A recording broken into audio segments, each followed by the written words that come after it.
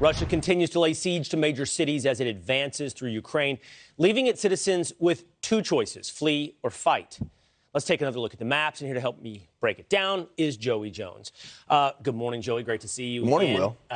Here we have the map that we've all become familiar with, and this is Russian territory now occupied, taken over, or at least moved through, Ukrainian territory moved through by Russian troops. Yeah, I think, people sitting at home looking at this big map with splotches of red sees very little movement probably. But really, the type of movement that's happening is really important. You have movement into cities like Mariupol, which we're having another evacuation attempt right now this minute for the next several hours. You have places like Zaporizhzhia, I believe I said that right, where there's a nuclear power plant that we've heard about.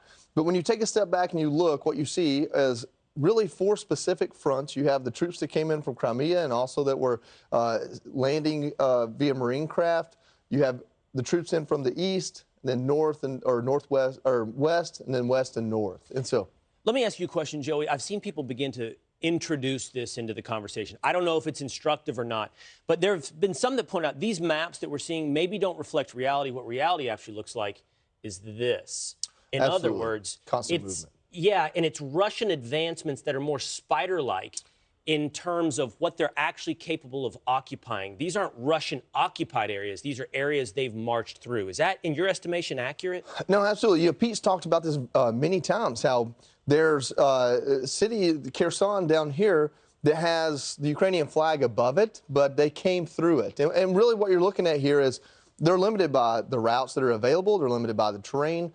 And then also by the targets they're trying to acquire. If there are airfields, or if there's a nuclear plant, or if there's a route they want to secure so the Ukrainian forces can't use it, those are the types of strategic things you're trying to do as you're pushing through.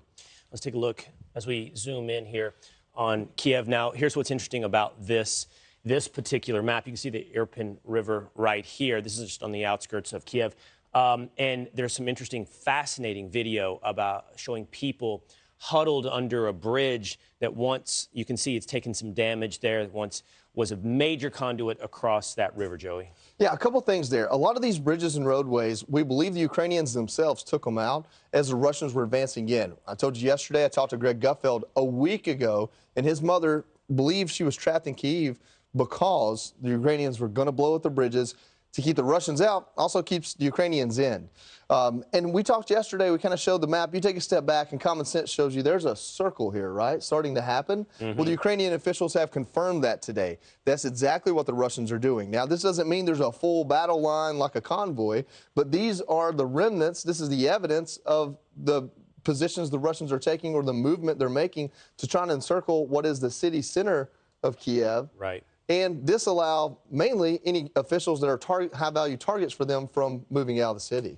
All right, let's take a look at one more map here. We'll zoom out and look at NATO commitments. Of course, this is a map I hope you've become familiar with. These are NATO countries. You can see them in context in relationship to Russia and Ukraine. And I think the news of the day, by the way, is Poland's asking for, I believe, another 40,000 NATO troops within their borders. So President Biden's moved 12,000 troops directly into the region, some from Germany and other places of Europe. The big number, 7,000 troops have landed in Poland, mainly as humanitarian efforts. But some of the other things that happened, we have a combat team in Latvia that's moved in. We've brought in F-35s and Apache helicopters from Greece and Italy. We've brought them up. And they're going to land, they didn't tell us where, but in various places along the border. The term used is within spitting distance of Ukraine.